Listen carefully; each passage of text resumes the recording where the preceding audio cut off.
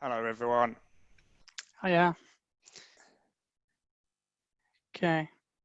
So my name's Ben Chetland. I'm an occupational therapist who works in a community head injury service in Aylesbury.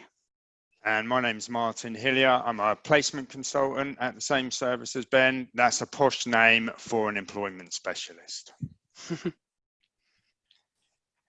So today, Ben and I are going to talk to you a little bit about some of the groups that our service runs. Then we're going to move on to how we set up remote groups, and then go on to talk about how we run the remote groups, and then look at kind of our reflections as therapists in delivering these groups, evaluation work that we've done with our clients, and then kind of think about going forwards as well.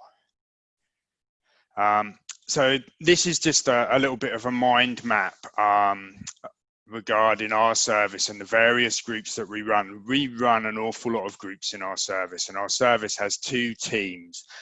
One of these teams is a community rehab team, and they run group sessions like a cognitive group, a fatigue group, educational sessions around brain injury. The other team is our vocational team, where Ben and I work. We run groups like a pre-vocational course, a work preparation course. We take groups of clients out into the community to carry out sort of volunteer work at places like WorkAid and a place called the Ahezi Foundation. And we also go to me and Ben's second home, which is Wadston Manor, that you can see up there. We also run job clubs in local job centres in Milton Keynes and Oxford. And we also run joint groups between the two teams, like a return to work group and a communication group. The key points for our groups are kind of here.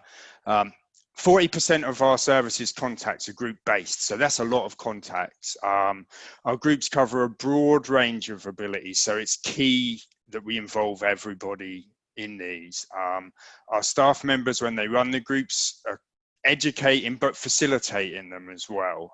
Generally, the groups are no bigger than 12, and the groups are run by our OTs, psychologists, myself, speech and language, and our therapy assistants.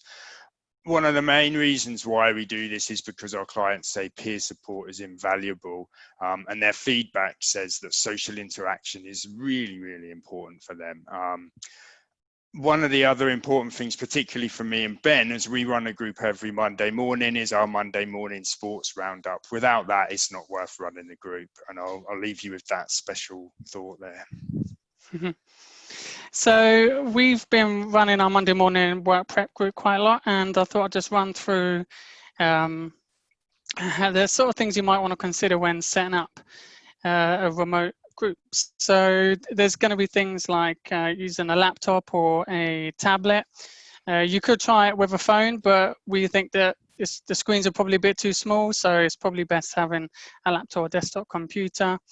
So you need things like a webcam, a headset, a decent Wi-Fi connection, and sort of a quiet sort of background environment as well, so that all the clients can hear you. And some basic experience in video calls would be useful, but it's not essential. So then when we were setting up the groups, we had to consider what type of platform would be useful. These are sort of some of the platforms which we considered, but in the end, we went with Microsoft Teams and Zoom groups. They just seemed to be sort of the ones that our clients were most familiar with, and us too. So then when we were considering sort of actually inviting the clients and how we go about doing this, we kind of ended up being in two stages. We had a sort of first stage, which was more of a screening, asking ourselves questions like what was the, what clients do we want to invite, asking them the questions on the phone, like have you used video calling before, trying to get a gauge of how much support they might need to join the group, to set this sort of thing up. And then we would follow that up with an email invitation, which looks a bit like this. And even with this, we wasn't too sure. Do we give a lot of detailed instructions, or do we make it as simple as possible?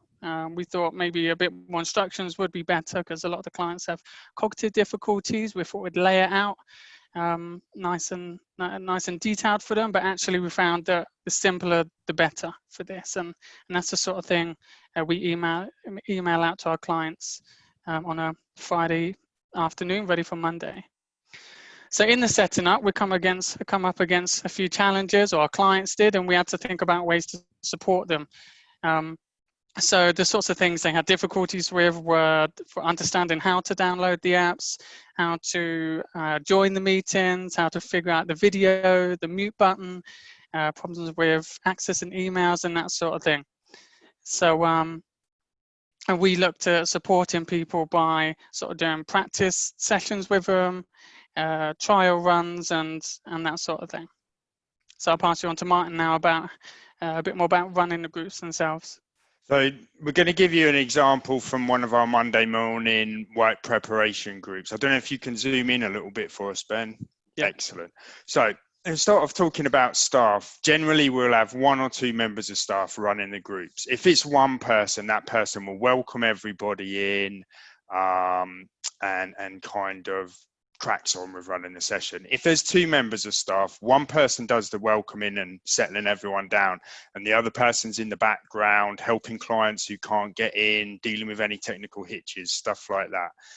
In regards to clients, the numbers, well, we need at least 2 because it's not a group if you've only got 1, but we would attempt to have no more than 12 because it gets harder to run.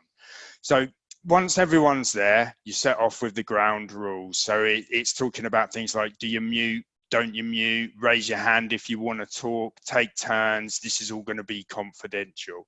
We're then looking at introducing a session topic. At the minute, we're running a series of 8 COVID themed sessions, and then we're going back to a kind of more general themed session all around returning to work. So to deliver these, what we're looking at using is a range of different things, trying to make the session engaging, interactive and discussion full.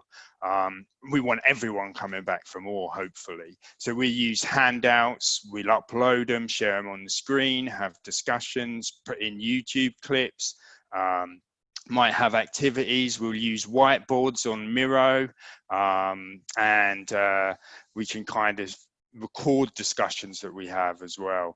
So the aims are to deliver the session for a range of different abilities, to get every client to contribute, to enable discussion and cover the topic and check that everyone's got it. We then sort of start to wrap up with a reminder for the next session, and then we go out and gather feedback. Sometimes this will be every session, other times it's at the end of a series, and we use things like emails and Google Forms for stuff like that. This is an example of using Miro, which is a whiteboarding tool that we use in our groups, and we use it with individual clients as well. We're happy to sort of tell people more about how to use it, but we use this to record a discussion in our group. So that big white bit, that's us talking about team working and our group's experiences of team working. On the left where the arrow is, that's us talking about good teams and bad teams. Down the bottom, we're talking about the negatives and positives of team working, especially in remote kind of teams like a lot of us find ourselves in at the minute. Cool.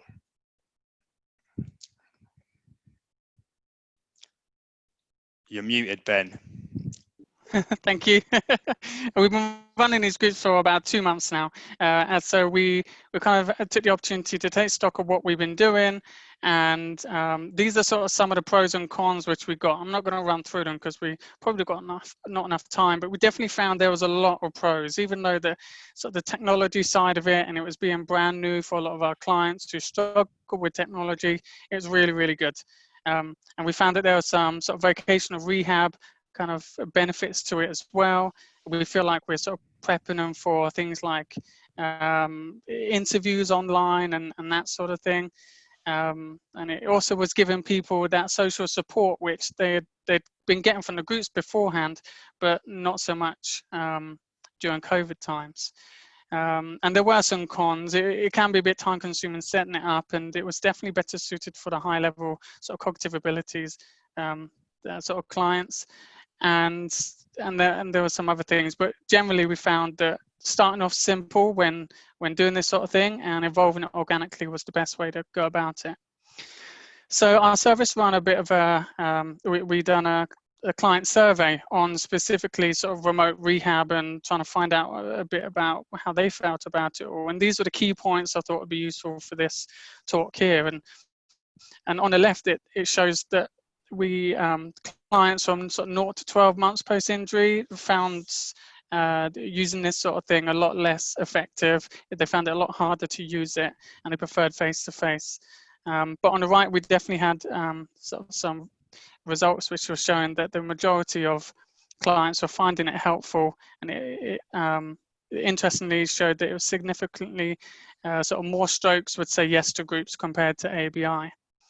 There's a few sort of nice comments, a mixture of comments, which I won't go through because we're a bit pushed for time, but you'll get the link after so you can see them. But it was sort of comments were around things like the sort of sensory overload. People found it very exhausting being on a screen for so long, but others were saying actually just accessing that social connection via just a click was really, really helpful. So pulling it together a bit, there was a survey from Headway which went around about the impact of lockdown, and you can see that actually people really felt like they were socially isolated, that they were denied vital rehab, and we feel like running these groups went some way towards helping them people out.